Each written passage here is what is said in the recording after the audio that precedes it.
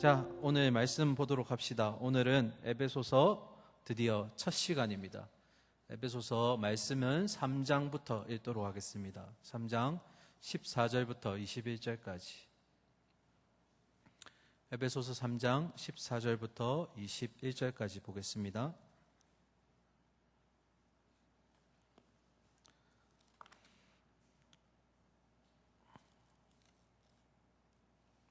신약 성경 313면에 있네요.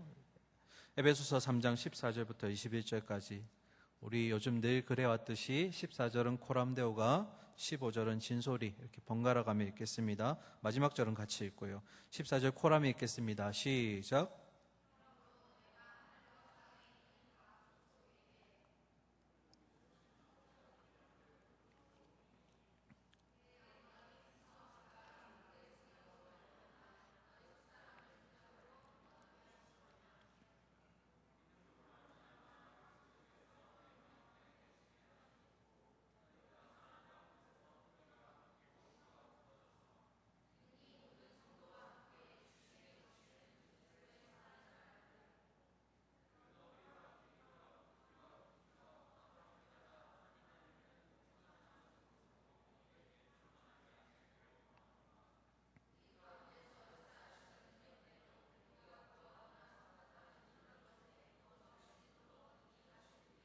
21절 교회 안에서와 그리스도 예수 안에서 영광이 대대로 영원 무궁하기를 원하노라. 아멘.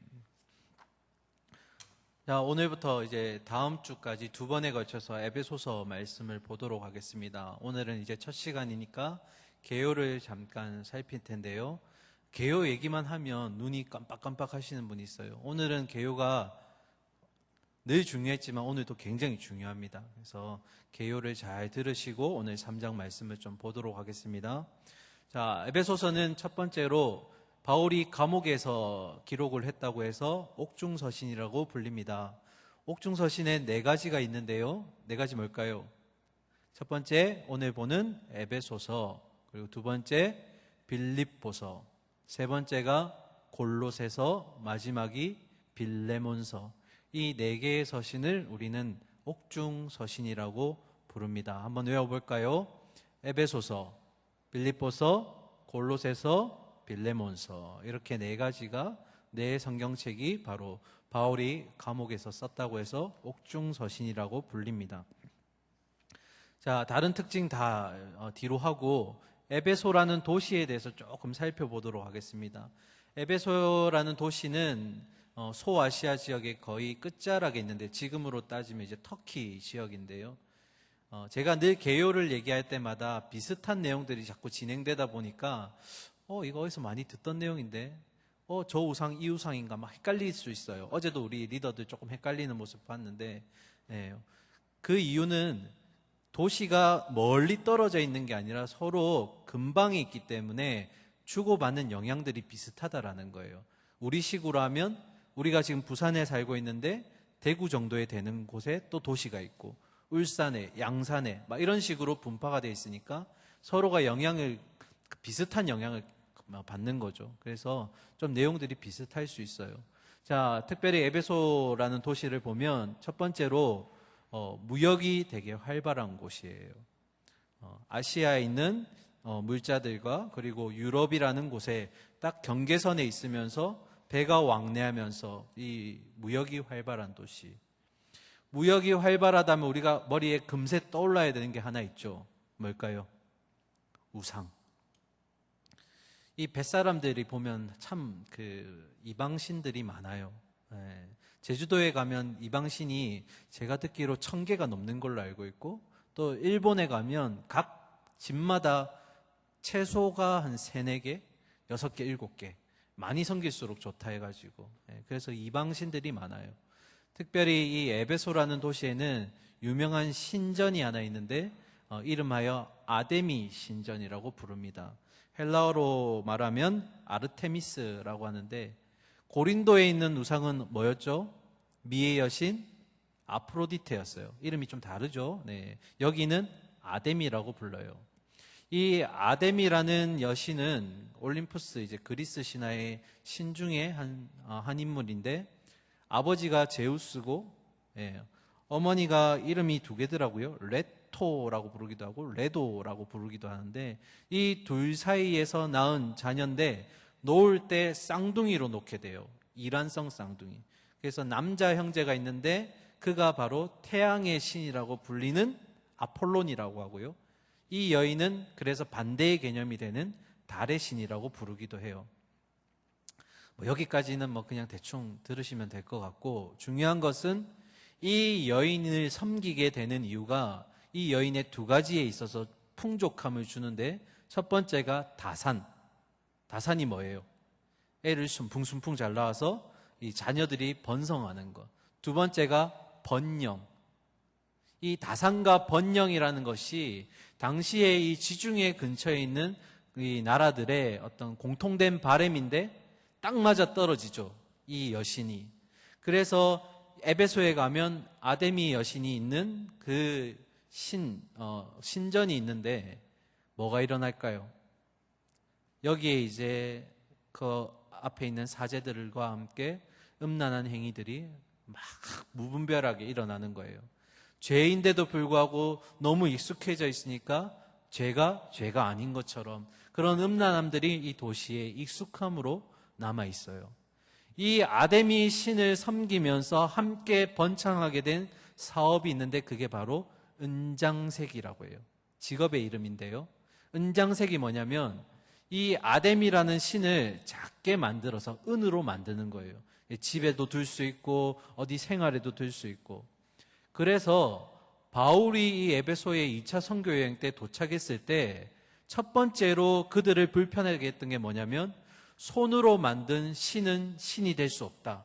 그건 우상이다. 이렇게 해서 부딪히게 되는 사람이 누구냐면 은장색 데메드리오라는 사람과 소동이 일어나게 돼요. 이게 이제 사도행전에 기록되어 있는데요. 19장이었던 것 같은데, 그래서 바울이 이들이 경제적으로 부유할 수 있었던 그런 요소들을 아니다, 그건 진리가 아니다 얘기함으로써 그들의 경제적인 형편을 어렵게 만들어요. 그리고 또 한 가지, 이 에베소라는 도시에는 마술이 그렇게 많이 발달되었었다고 해요. 마술 아시죠? 마술. 예. 그런데 바울이 와서 예수 그리스도라는 진리를 전해주게 되면서 그들이 변화가 일어나면서 무려 은 5만에 해당되는 마술책을 모두 모아서 불사지르게 돼요. 그러니까 이 에베소에 있는 모든 익숙함들이 바울 한 사람 때문에 다 사라지게 되는 거예요. 그러니까 이와 관련된 업종에 있던 사람들이 어떻게 될까요? 자기의 생계가 없어지는 거예요. 돈 벌 일이 없는 거예요. 그러니까 바울을 쫓아내려고 해요. 심지어는 목숨을 빼앗으려고 해요. 이런 일들이 이제 에베소에서 일어나게 됩니다. 그 가운데 바울은 그런 어려움 가운데서도 2차 선교여행 때 에베소에 교회를 세우게 돼요. 그리고 이어지는 3차 선교여행 때는 무려 3년이라는 시간을 에베소 교회에서 직접 말씀을 전하고 양육을 하게 됩니다. 보통 바울은 이방인 사역자지만 선교 사역자이기 때문에 교회를 세우게 되면 그곳에 있는 지도자들에게 맡기고 또 순회 선교를 떠나게 돼요.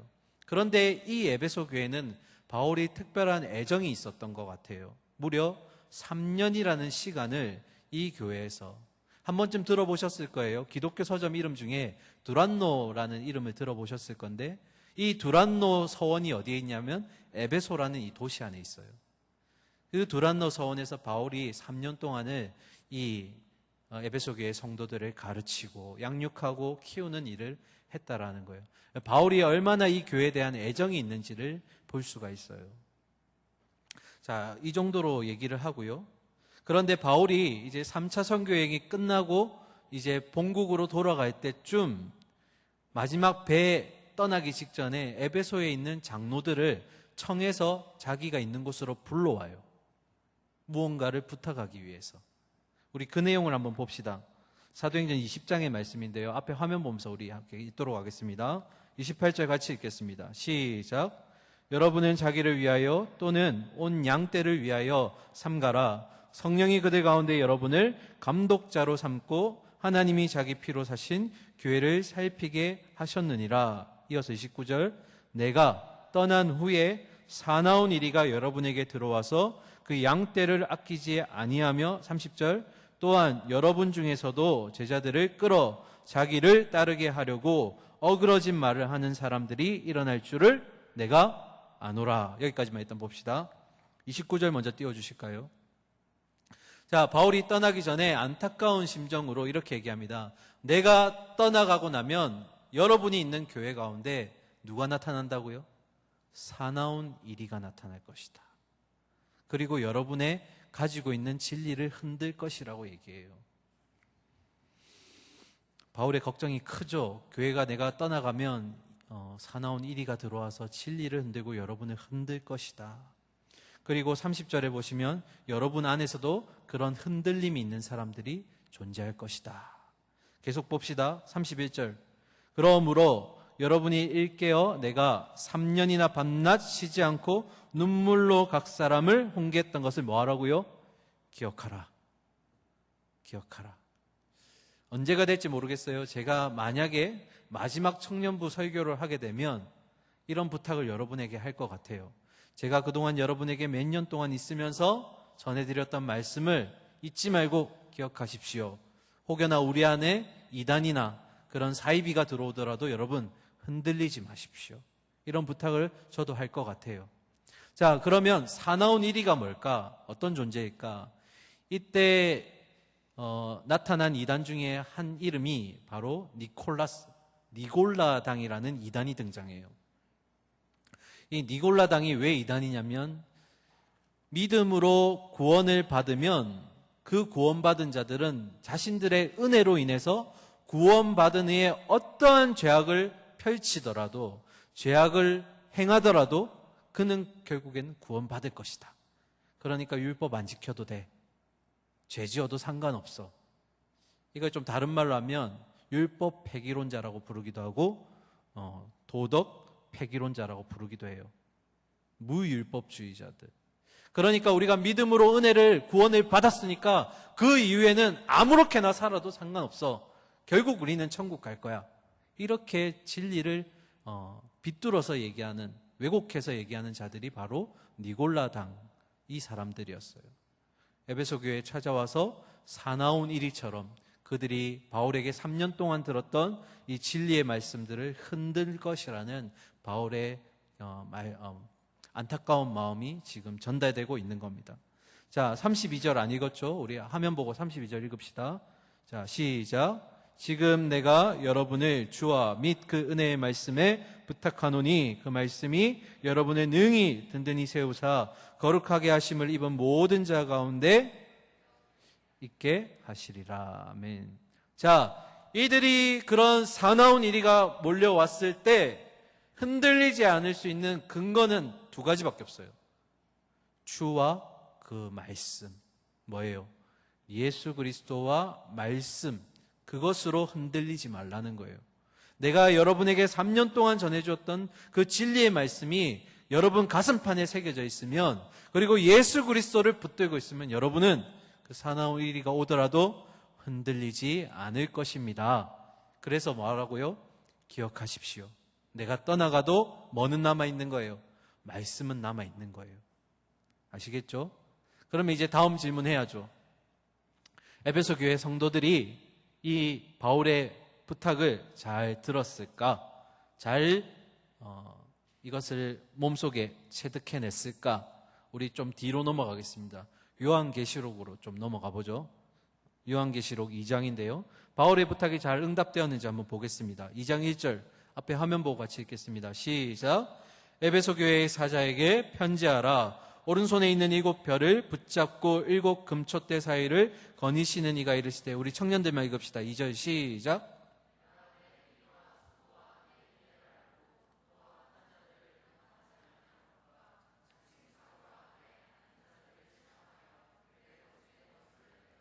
3절을 같이 읽을까요? 또 내가 참고 내 이름을 위하여 견디고 게으르지 아니한 것을 아노라. 아멘. 자, 2절 말씀 다시 보겠습니다. 화면 띄워주시고 2절입니다. 네.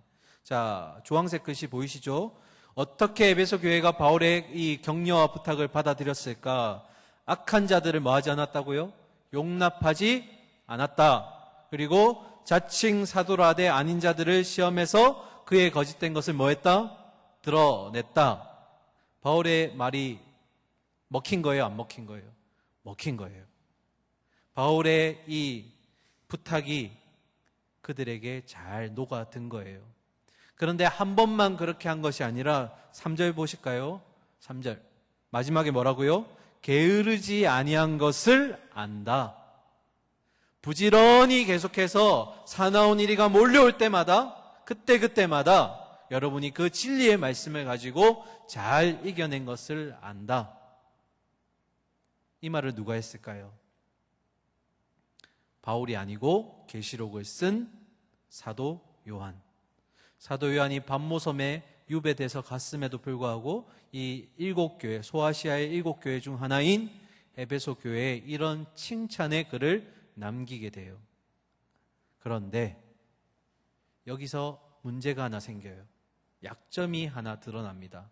이어서 4절 말씀 볼까요? 계시록 2장 4절 함께 읽겠습니다. 화면 보고 시작. 그러나 너를 책망할 것이 있나니 너의 처음 사랑을 버렸느니라. 자, 과정을 한번 생각해 봐요. 저를 보시고. 바울의 부탁이 뭐였어요? 여러분 안에 진리가 아닌 것들을 가지고 들어오는 이들이 있을 건데 여러분이 그 진리를 잘 지켜내셔야 됩니다.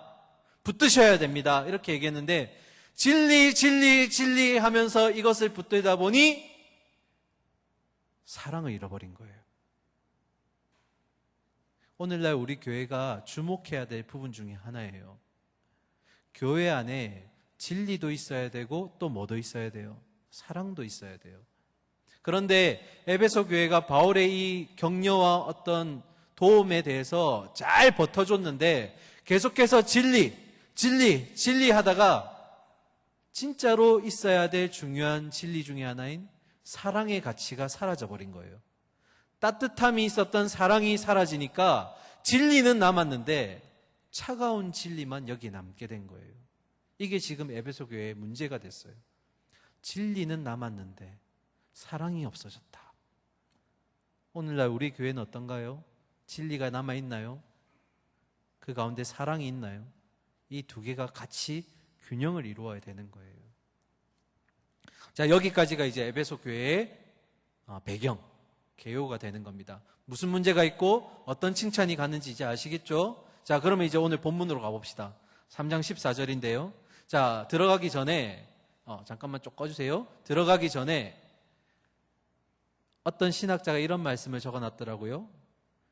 그리스도인이 무엇을 열망하고 무엇을 관심 있게 두느냐를 알고 싶다면 그가 무엇을 놓고 기도하는지 기도 내용을 살펴보면 된다. 이렇게 얘기하더라고요. 다시, 저와 여러분이 그리스도인인데 여러분이 어떤 일에 대해서 관심을 두고 무엇을 두고 열망하고 있는지를 알려면 뭘 보면 된다고요? 저와 여러분의 기도 내용을 보면 된다는 거예요. 무엇 때문에 그렇게 간절한지, 무엇 때문에 그렇게 기도하고 부르짖는지를 보면 그 사람이 무엇에 지금 관심을 두고 열망을 두고 있는지 알 수 있다. 제가 왜 이 얘기를 하냐면 오늘 14절부터 21절까지가 바울의 기도입니다. 어디를 향한? 에베소 교회를 향한 바울의 기도예요. 기도 내용을 오늘 우리가 살펴보는 거예요. 그런데 첫 번째 기도는 아니에요. 첫 번째 바울의 기도는 일부, 그러니까 1장에 있어요. 그리고 두 번째 기도가 이제 3장에 기록되어 있는 겁니다. 그래서 제가 오늘 제목을 뭐라고 했어요? 설교 제목.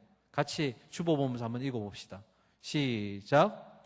에베소 교회를 향한 바울의 기도. 자, 방송실 정신 차리세요. 자, 제목 이랬어요. 네. 에베소 교회를 향한 바울의 뭐요? 기도. 이 기도의 내용을 보면 바울이 무엇을 열망하고 있고 무엇을 관심에 두고 있는지를 알 수 있다라는 거예요. 자, 그럼 우리 기도 내용 한번 봅시다. 14절입니다. 이제 진짜 14절이에요. 같이 읽읍시다. 시작. 이러함으로 내가 하늘과 땅에 있는 각 족속에게 15절까지 이름을 주신 아버지 앞에 무릎을 꿇고 비노니. 자, 14절의 시작이 뭡니까? 이러함으로. 앞달락과 연결 지어주는 접속사죠. 그러면 압달렉의 내용이 뭘까? 이건 조금 멀리 봐야 됩니다. 에베소서 2장의 내용 우리가 다 살필 수는 없고 제가 요약해 드릴게요. 에베소서 2장의 내용이 뭐냐면 예수 그리스도 밖에 있었던 이방인들이 예수 그리스도의 화해의 사역을 통해서 어떻게 새로운 영적 공동체가 될 수 있었나? 좀 어렵죠. 다시.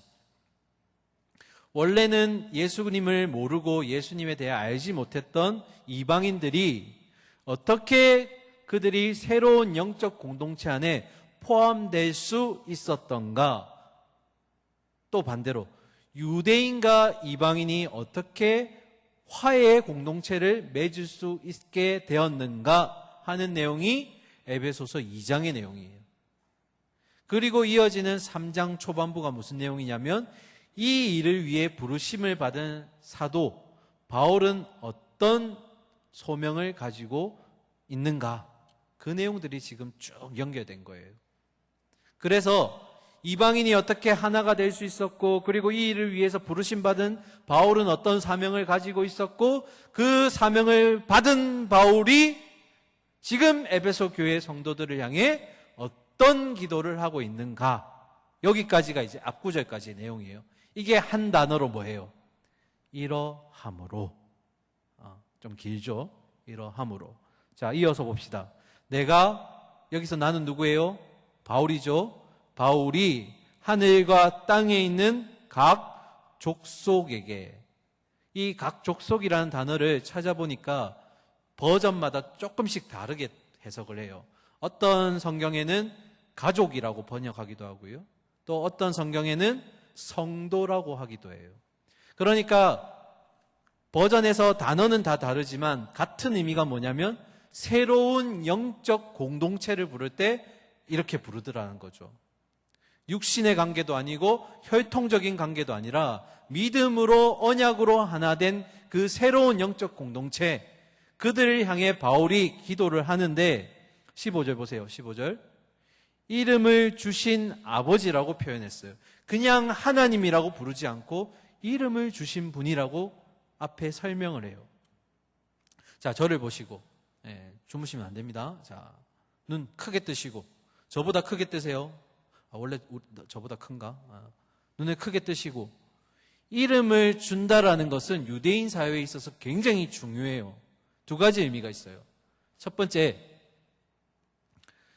이름을 준다라는 것은 그 이름을 주신 분에게 의존한다라는 뜻이 있어요. 예를 들어 볼까요? 창세기 2장에서 하나님이 아담을 통해서 각 모든 생물체에게 뭘 부여해요? 이름을 부여해요. 그러면 모든 피조물들이 이름을 가지게 되었다는 것은 누구를 의존하고 의지하고 살아가라는 거예요. 이름을 주신 하나님을 의지하고 살아라는 거예요.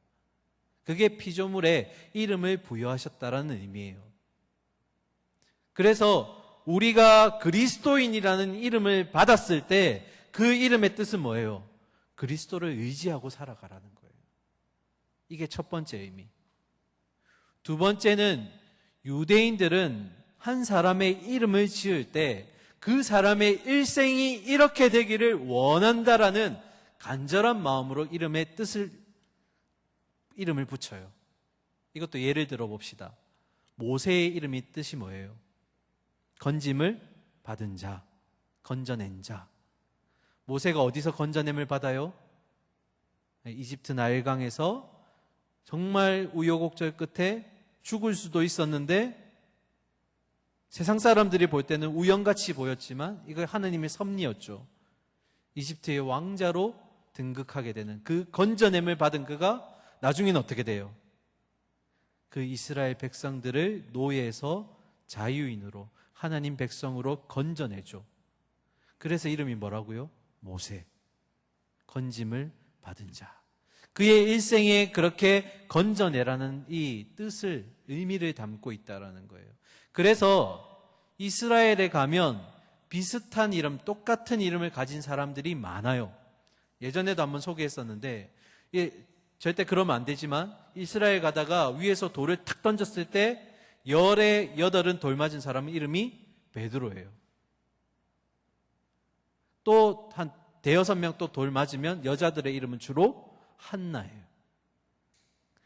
이름이 비슷한 의미가 왜 그렇다고요? 그의 일평생이 그의 이름대로 살아가기를 원한다라는 거예요. 그래서 좋은 이름들을 그렇게 많이 사용하게 되는 거예요. 두 가지 의미 기억하세요. 자, 이름을 주신 아버지 앞에 바울이 무릎을 꿇었어요? 서서 기도해요? 무릎을 꿇었어요. 이건 굉장히 독특한 표현입니다. 유대인들은 기도할 때 무릎을 꿇지 않아요. 혹시 기억나나요? 사도행전 19장에서 예수님이 세리와 그리고 서기관, 바리새인이 기도할 때 비유하셨죠. 그때 두 사람 다 어떻게 기도하고 있었어요? 서서 기도했어요. 유대인들은 기도할 때 서서 기도합니다. 그렇다면 바울이 보통의 이런 기도 제목을 가지고 기도했다면 서서 기도하는 게 그들의 어떤 일반적인 모습이지만 지금은 뭐 했다고요? 무릎을 꿇었다. 엎드려 기도하다. 그 말은 그만큼 이 기도의 내용이 간절하다라는 거예요. 하나님이 꼭 들어주셨으면 좋겠다. 우리 성경에 보면 무릎을 꿇고 기도하신 또 유대인이 있죠. 누굴까요? 겟세마네 동산에서 주님, 아버지, 이 잔이 너무 나에게 무겁습니다. 치워주십시오. 그러나 아버지 뜻이면 내가 받겠습니다.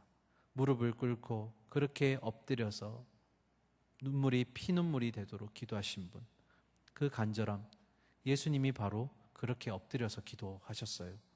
그러니까 유대인들이 어떤 일반적인 기도의 모습이 아니라 바울은 지금 그것을 뛰어넘어서 너무나 간절하게 에베소 교회를 그 사랑하는 마음으로 지금 기도하고 있는 거예요.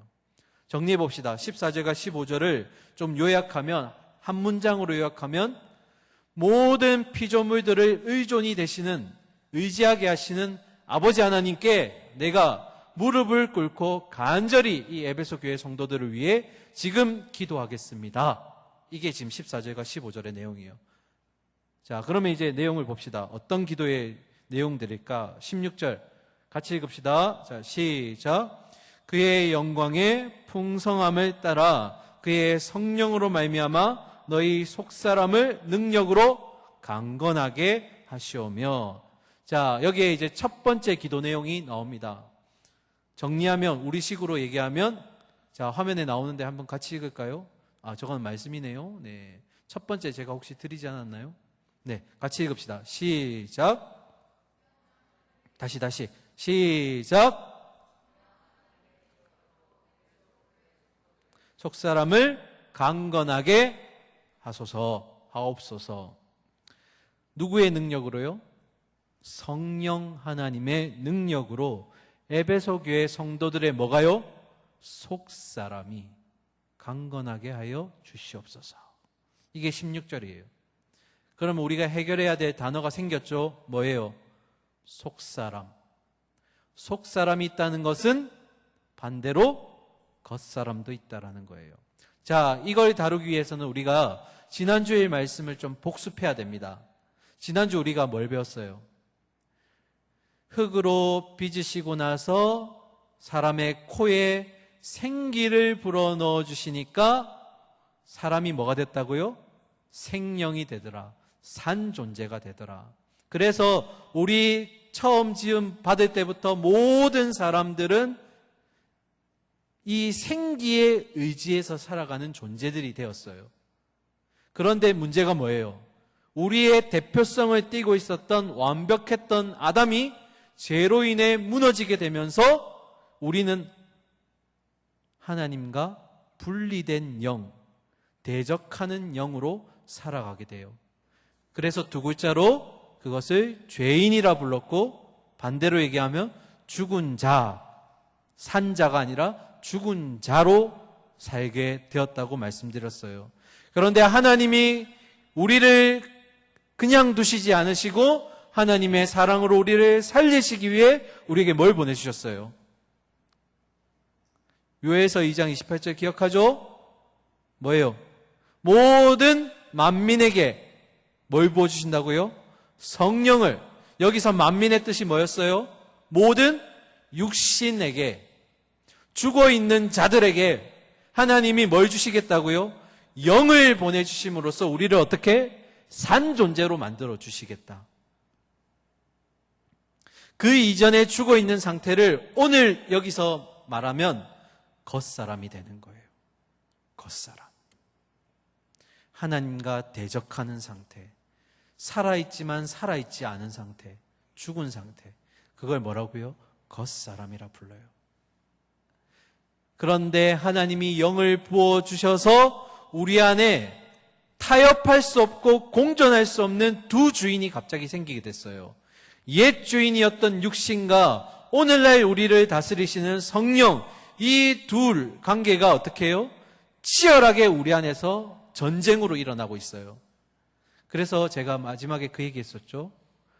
이 영적 싸움에서 이 글을 쓰는 바울 또한 자유로울 수가 없었다.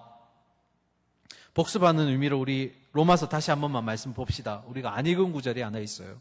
자, 로마서 7장 21절. 앞에 화면 보시고, 자, 같이 읽읍시다. 시작. 그러므로 내가 한 법을 깨달았노니 곧 선을 행하기 원하는 나에게 뭐가요? 악이 함께 있는 것이다. 지금 내 안에 선과 악이 뭐하고 있는 거예요? 공존할 수 없는 두 개가 계속 싸우고 있는 거예요. 그런데 22절, 오늘 지난주에는 우리가 발견하지 못했던 단어가 하나 나오네요. 내 뭐라고요? 속사람으로는 하나님의 법을 즐거워하되 23절, 내 지체 속에서 한 다른 법이 내 마음의 법과 싸워 내 지체 속에 있는 죄의 법으로 나를 사로잡는 것을 본다. 누가요?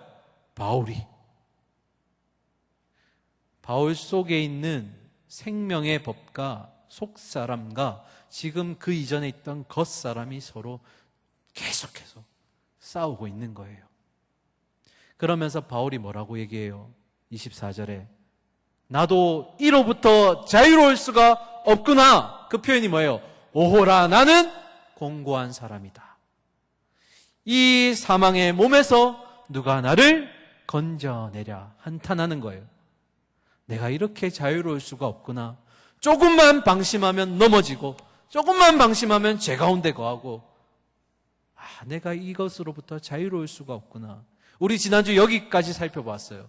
그러면 이 겉사람을 죽이면서 속사람을 이길 수 있게 하는 방법이 뭘까?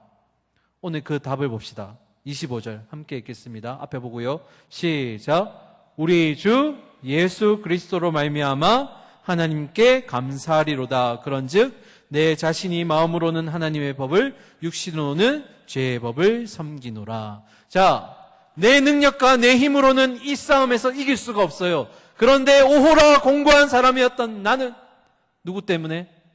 예수 그리스도로 말미암아 이길 수 있다라는 거예요. 한탄했지만 실망했지만 내가 이런 존재밖에 안 되는구나 라고 내 한계성을 느낄 때쯤 그때 내 힘이 아니라 내 안에 있는 속사람을 다스리시는 예수 그리스도가 나를 이 사망의 몸에서 건지시는구나. 이게 지금 바울의 마지막 고백인 거예요. 답은 뭐라고요? 이 겉사람을 죽이고 속사람을 살릴 수 있는 건 내가 아니라 예수 그리스도. 바울이 아까 에베소 교회를 위해서 기도할 때, 격려할 때 뭐라고 얘기했어요? 주와 그의 말씀으로 이겨내십시오.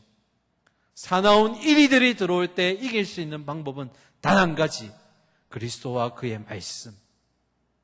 동일한 내용이죠. 자, 이어서 17절로 이제 돌아옵시다. 자, 본문 17절.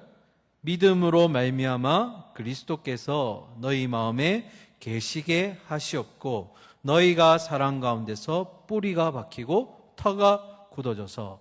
이제 두 번째 바울의 간구의 내용이 나옵니다. 자, 화면 띄워주실까요? 두 번째 기도 제목. 네, 넘겨주세요. 다음 기도 제목. 없나요? 제가 한번 읽어드릴게요. 두 번째 간구의 내용은 뭐냐면 믿음으로 말미암아 그리스도가 너희의 마음 속에 계시기를 간구한다. 다시요. 믿음으로 말미암아 예수 그리스도가 너희 안에 거하시기를 내가 구한다. 이게 바울의 두 번째 기도 제목이에요. 자, 17절에 너희 마음이라고 되어 있는데 이 단어를 16절에 뭐와 바꿀 수 있을까요? 너희 속사람. 너희 마음 이꼴 너희 속사람. 안에 누가 계신다고요? 예수 그리스도가 계시기를 원한다. 자, 여기서 이제 별표 100개 해야 될 게 한 게 있어요. 어디에 별표를 해야 되냐면 계시고에 별표를 하셔야 돼요. 되게 중요합니다. 아주. 왜 중요할까? 자, 저를 보시고요. 자, 주무시지 마시고. 계시고라고 했을 때, 자, 예를 들어 볼게요. 우리가 어디 여행을 가게 되면 주로 호텔이나 또는 민박시설에 있게 되죠. 그런데 그건 거주한다라고 하지 않아요. 잠시 머문다라고 얘기를 해요. 일시적이고 임시적인 걸 얘기합니다. 그런데 우리가 집에 있을 때는 임시로 있다. 또는 뭐라고 또 얘기해야 되지? 거주한다라는 단어를 쓰지 잠깐 머물다 간다라고 얘기하지 않아요. 집에 있을 때는 거주한다라고 얘기해요. 오늘 이 단어는 뭐에 해당되냐면 잠깐 있다가 머물다가 가는 개념이 아니라 영원토록 거주해달라는 얘기예요. 누가요? 예수님이요. 어디에? 너희 속사람 가운데, 너희 마음 가운데. 잠깐 왔다 가시는 게 아니라 끝까지 우리와 함께 계셔달라는 지금 기도예요. 자, 여기서 이제 질문해 볼게요. 예수님이 우리 속사람에 영원히 거하시는 건 그 이유가 조건이 우리 때문일까요? 예수님 때문일까요? 예수님이 우리 마음속에 계시는 이유가 우리의 어떤 잘남과 우리의 어떤 조건과 자질 때문일까요? 아니면 예수 그리스도에게 이유가 있기 때문일까요? 내가 말을 잘하면, 내가 기도를 잘하면, 말씀을 잘 읽으면, 직장이 좋으면, 학벌이 좋으면 그때 예수님이 거하시는 거예요? 그러면 반대로 내가 실업하게 되거나 아니면은 결혼했다가 나쁜 가정에 들어섰거나 아니면 내가 죄를 범하였을 때는 예수님이 떠나시는 거예요? 그런 개념이 아니에요. 이 영원히 계신다는 의미는 우리의 어떤 상황과 자질과 조건과 상관없이 예수님이 일방적으로 주권적으로 계시다라는 의미예요. 내가 잘하든 내가 못하든 잘났든 못났든 예수님이 내 안에 거하시기로 하면 끝까지 거하신다라는 거예요. 이 개념 되게 중요합니다. 그래서 바울이 이어서 뭐라고 얘기하냐면 사랑 가운데서 뿌리가 박히고 터가 굳어진다라고 했어요. 예수님이 영원히 내 안에 거하신다면 비유를 든 거예요. 너희가 어디에 기초를 두고 살아갈 것인가, 어디에 터전을 두고 중심을 두고 살아갈 것인가를 지금 결단하라는 거예요. 내 안에 내가 만약 식물이라면 어디에 있는 게 제일 좋아요? 비옥한 토양에 있는 게 좋아요. 내가 만약 어떤 건물을 짓는다면 아주 든든한 터를 잡는 게 중요해요. 그 터가 누가 되어주신다라는 거예요? 예수님이 되어주신다라는 거예요. 마태복음 7장에 보면 예수님이 이런 비유를 하셨습니다. 반석 위에 지은 집과 모래 위에 지은 집. 그런데 반석 위에 지은 집은 풍랑이 왔을 때 요동하거나 흔들리지 않지만 모래 위에 지은 집은 조그만 풍랑이 와도 넘어지고 무너지고. 그게 건설을 어떻게 하느냐, 건축을 어떻게 하느냐가 포인트예요? 아니면 어느 터 위에 짓는가가 포인트예요? 어디 위에 세우는가가 포인트예요? 반석 위에 지을 거냐, 모래 위에 지을 거냐는 거예요. 자, 이제 여러분에게 질문합니다. 여러분은 지금 어디에 기초 위에 서 있어요? 어디에 중심을 두고 살아가시는 거예요? 내가 말하는 말과 행동과 그런 가치관과 모든 삶의 중심과 기초가 누구에게 있냐라는 거예요. 나예요? 아니면 예수님이에요? 그걸 지금 바울이 강구하는 거예요. 에베소 교회 성도들이 그들을 의지하는 것이 아니라 세상을 털을 두는 것이 아니라 예수 그리스도라는 영원히 우리 안에 계시는 그분께 털을 두고 굳건하게 세워지기를 원한다라는 거예요. 여러분은 어디에 기초를 두고 계세요? 아까 마태복음 7장의 비유 계속해서 얘기할까요? 자세히 한번 읽어보시면 반석 위에 지은 집은 풍랑이 불 때 흔들림조차 없다라고 얘기해요. 까딱까딱하지도 않아요. 탁! 그대로. 원형 그대로. 아까 바울이 뭐라고 했어요? 에베소 교회를 위해 기도할 때 사나운 이리가 와도 주의 말씀으로 그들이 탁 견디게, 예수 그리스도를 기초로 탁 버티게, 그렇게 기도한 거예요. 계속 지금 문맥이 이어지고 있죠. 자, 그래서 질문합니다. 내가 지금 하고 있는 생각과 내가 지금 하고 있는 말, 그리고 행동, 더 나아가서 생활과 가치관과 모든 것들이 누구를 기초로 하고 있는가? 지금 내 모습을 통해서 그 기초 되시는 예수님이 영광을 받으시고 계시는가? 저는 여러분에게 이런 질문을 지금 하는 거예요.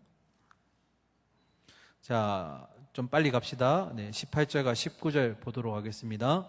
능히 모든 성도와 함께 지식에 넘치는 그리스도의 사랑을 알고 그 너비와 길이와 높이와 깊이가 어떠함을 깨달아 하나님의 모든 충만하신 것으로 너희에게 충만하게 하시기를 구한다. 이게 바울의 세 번째 마지막 기도 내용입니다. 우리식으로 해석해 볼까요? 제가 다시 한번 읽어 드릴게요. 우리 좀 알아들을 수 있도록. 모든 성도와 함께 그리스도의 사랑의 넓이와 길이와 높이와 깊이가 어떠한지 깨닫고 지식을 초월한 그리스도의 사랑을 알아서 하나님의 모든 충만하심으로 너희 마음에 가득 채워지기를 내가 지금 기도한다. 그래서 세 번째 기도가 뭐냐면 지식을 초월한 예수 그리스도의 사랑을 너희가 충만히 받기를 원한다. 에베소 교회의 문제가 뭐였어요? 지식, 지혜, 진리. 계속 이걸 강조하다 보니까 뭐가 빠졌어요? 사랑이 빠진 거예요. 그러니까 바울의 마지막 기도 내용이 뭐예요? 지식과 진리를 뛰어넘는 예수 그리스도의 뭐요? 사랑을 너희가 알기를 원한다라고 했어요. 근데 여기서 안다라는 뜻은 단순한 지식적인 의미를 얘기하는 게 아니었어요. 우리 빌립보서 하면서 한번 다룬 적이 있죠? 뭐뭐에 관해서 안다, 뭐뭐를 안다. 기억나요? 고개를 끄덕여 주시네요. 감사해요. 뭐뭐에 관해서 안다는 건 뭐예요? 김지원이라는 사람을 예를 들었을 때 김지원에 관해서 안다라고 하면 동부교회 부목사로 있고 그리고 청년부를 담당하고 있고 집에 우리 아내가 있고 주은이가 있고 이거 뭐예요? 단순한 정보를 안다는 거예요. 지식을 안다라는 거예요. 객관적인 내용들. 그런데 바울이 오늘 얘기하는 이 에베소 교회 성도들이 사랑을 알기를 원한다는 것은 바로 그리스도를 안다라는 거예요. 저를 다시 예를 들어 볼까요? 김지원이라는 사람을 안다라는 것은 저와 여러분이 말을 건네고 이 사람은 이런 사람이구나 직접 뭐 하는 거예요? 체험함으로써 알게 되는 주관적인 알을 얘기하는 거예요.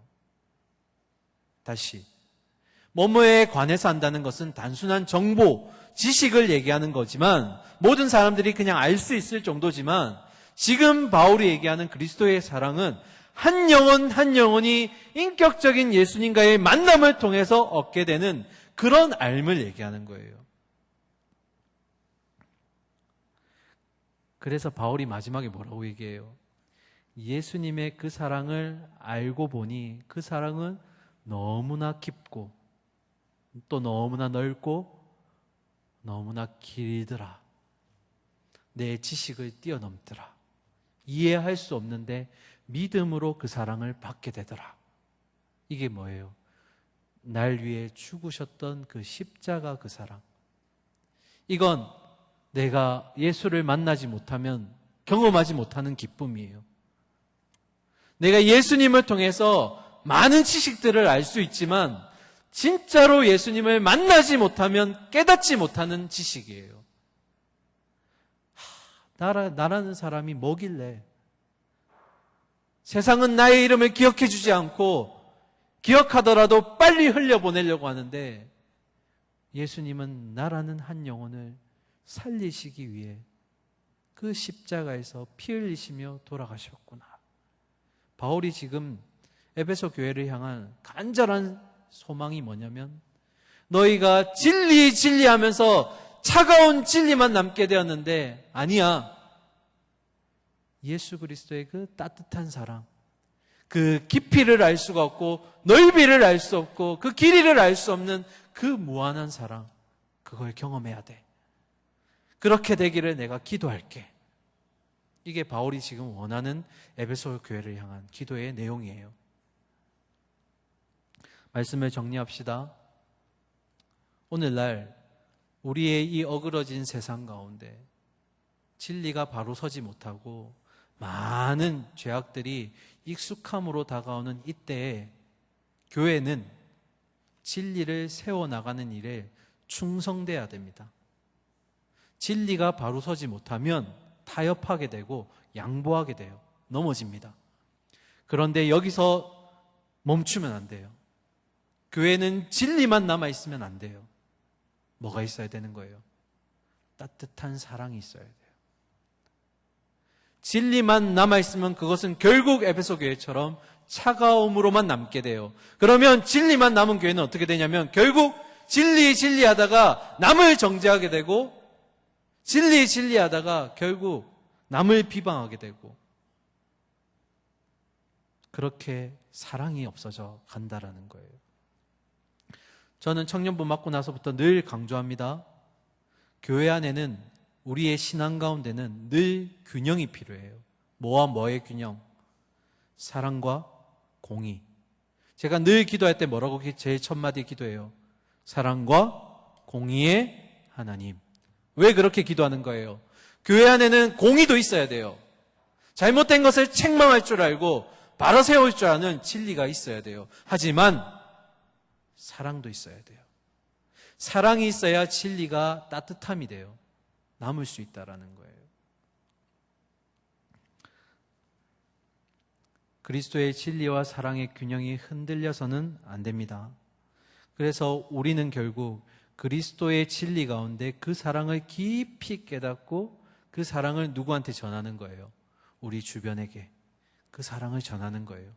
진리만 전하는 게 아니라 그 진리 속에 스며들어 있는 따뜻한 그리스도의 사랑을, 그걸 전하는 거예요. 거기에는 지식이 필요 없어요.